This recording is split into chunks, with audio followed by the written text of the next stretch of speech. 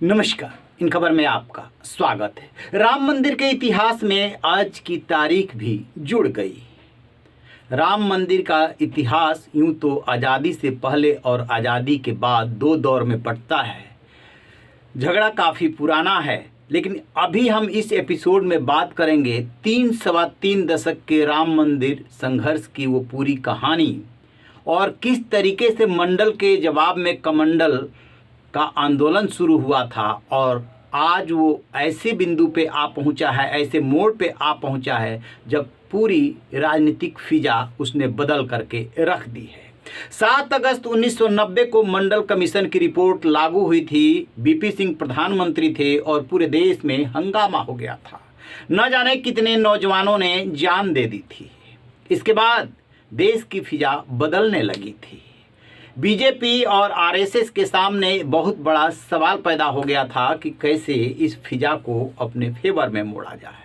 लिहाजा 25 सितंबर 1990 को हिंदुत्व की प्रयोगशाला गुजरात के सोमनाथ से लाल कृष्ण आडवाणी ने अपनी राम रथ यात्रा शुरू की थी।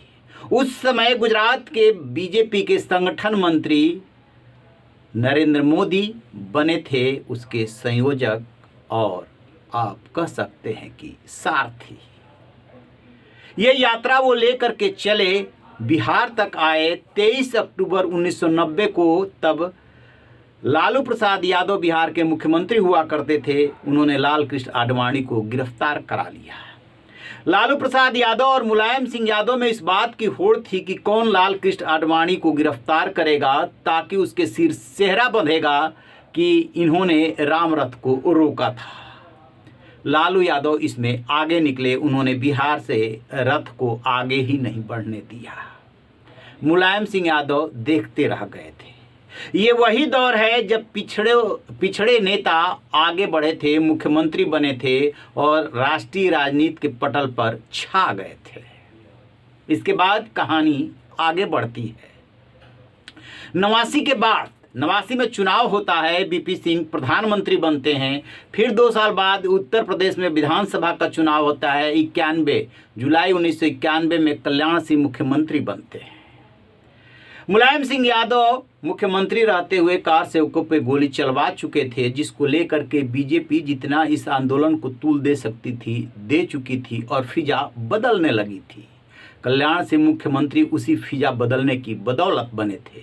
लिहाजा उन पर जिम्मेदारी थी कि वो किसी तरीके से राम मंदिर आंदोलन की दिशा में कुछ कदम उठाए और उन्होंने ये जिम्मेदारी ले ली। मुख्यमंत्री होने के नाते मामला कोर्ट पहुंचा था, सुप्रीम कोर्ट तक, लेकिन वो रोक नहीं पाए और ढांचा उन्हीं के कार्यकाल में 6 दिसंबर 1992 को टूट गया था, जिसके लिए सांकेतिक उनको सजा भी हुई थी।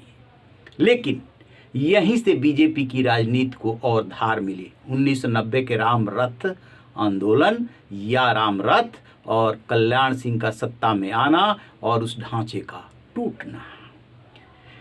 अब सवाल ये उठता है कि सबसे पहले बीजेपी ने इस मुद्दे को थामा कब था। तो हिमाचल के पालमपुर में जो बीजेपी की बैठक हुई थी, वो उसमें जो है ये प्रस्ताव पारित हुआ था। सबसे पहले बीजेपी के एजेंडे में तभी आया था 1989 में। और उसी दौरान सुगबुगाहट जो चल रही थी वो कमंडल वाली भी चल रही थी, जो आकर के 7 अगस्त 1990 को लागू हुई थी।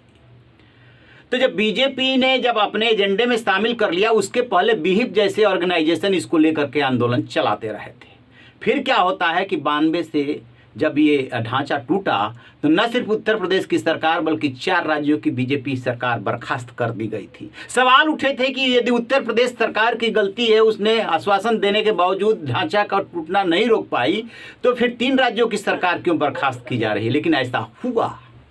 उसका नतीजा ये हुआ कि जब 96 का चुनाव आया, 91 में तो राजीव गांधी की हत्या हुई थी और पीवी नरसिंह राव जैसे तैसे प्रधानमंत्री बन गए, लेकिन बीजेपी जो 84 में 2 सदस्यों की पार्टी थी, वो जो है 160-161 तक पहुंच गई।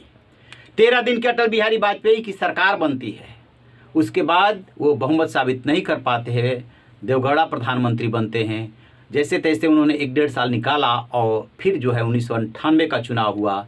फिर अटल बिहारी वाजपेयी 180 के साथ आते हैं, प्रधानमंत्री बनते हैं, 100 साल सरकार चलती है। और फिर जो है 1999 का चुनाव होता है, जिसमें कि वो फिर से प्रधानमंत्री बनते हैं, बीजेपी जीतती है और 5 साल वो सरकार चलती है। 2004 में बीजेपी की सरकार चली जाती है 10 साल के लिए। बीजेपी मतलब एनडीए की सरकार 10 साल के लिए फिर से यूपीए आ जाती है और मनमोहन सिंह प्रधानमंत्री रहते हैं। इस दौरान निश्चित रूप से जो वो आंदोलन तेजी से चल रहा था उस पर थोड़ा विराम लगा, लेकिन बीजेपी ने कभी भी इस एजेंडे को छोड़ा नहीं।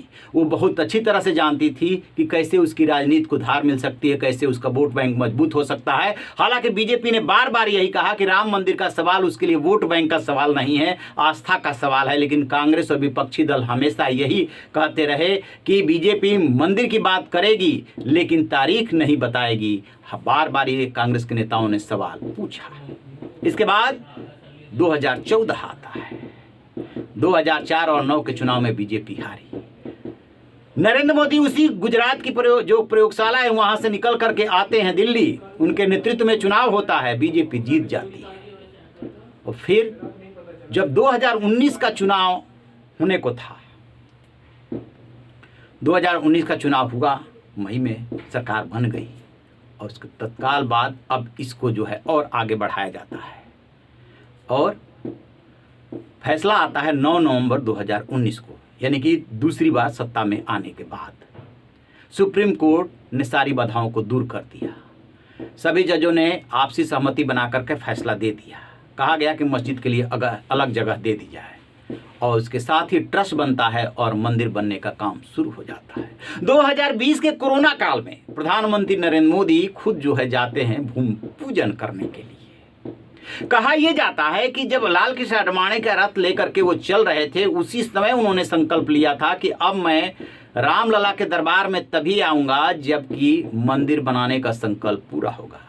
चुनाव के दौरान अयोध्या वो गए, लेकिन रामलला के दरबार में नहीं गए तो भूमि पूजन करने के लिए 2020 में। और अब जो है अमित शाह ने ऐलान किया है कि 1 जनवरी 2024 को राम मंदिर बन करके तैयार हो जाएगा, आम लोगों के लिए खुल जाएगा। ये भी इत्तेफाक देखिए कि चुनाव के जस्ट बाद सुप्रीम कोर्ट से बाधा हटी थी और 2024 के चुनाव से जस्ट पहले वो आम आदमी के लिए खुलेगा भव्य राम मंदिर। तो अपने आप अंदाज़ा लगाइए कि किस तरीके से इसका सियासी कनेक्शन है। सियासी कनेक्शन होगा क्योंकि राजनेता और राजनीतिक दल आते ही हैं राजनीति करने के लिए और सत्ता पाने के लिए, लेकिन जो लोगों की भावनाओं से जुड़ा मुद्दा होता है उसको उठाते हैं। और बीजेपी ने 370 का मुद्दा रहा हो या राम मंदिर का मुद्दा रहा हो, उसको पूरा किया है। ये है 1990 से लेकर के और 2023 और अब जो आएगा 2024 तक का राम मंदिर का इतिहास, जिसने कि पूरी सियासी फिजा बदल दी। किसी ने सोचा ना होगा, शायद बीजेपी ने भी ये अंदाज़ा नहीं लगाया होगा कि 1984 में 2 सदस्यों वाली पार्टी 1 दशक तक राज करेगी और उस दौर में 370 भी ख़त्म करेगी, 3 तलाक भी ख़त्म करेगी और राम मंदिर भी बना लेगी। रहिए ना बेखबर, देखते रहिए इन खबर।